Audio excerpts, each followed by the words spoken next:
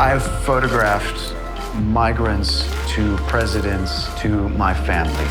I'm always approaching the image with the same set of tools and the same set of principles and perspective, no matter the subject. My roots are in documentary photography, but what I do now incorporates elements that we might think of as street photography, but is more about kind of observing life. I have a certain set of things that I've trained myself to be aware of as I'm out making pictures.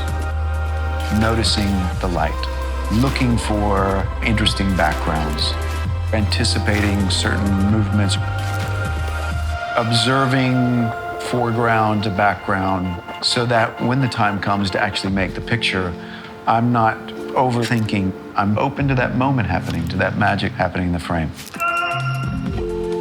Some helpful tools for adding color and intrigue to the image can be playing with props or an object that can create shadows or reflections or things that can be put in front of the lens to create shapes that help define the subject, can obscure parts of the image that might be distracting, and can add an overall shape to the image that might help bring out the subject, add another layer of contour and depth to it. So I like playing around with different things that could be as simple as the keys in my pocket. Bottles could be anything. That's the fun part. Experiment and see what you can do with found elements and create things that help you obstruct the lens.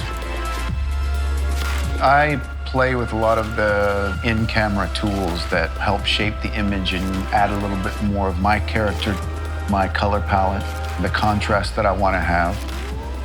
Helping certain elements of the frame disappear with a shadow, warming up something to bring out the reds and the hues and that kind of thing. The tools that you find in camera can be very useful and actually quite fun to experiment with.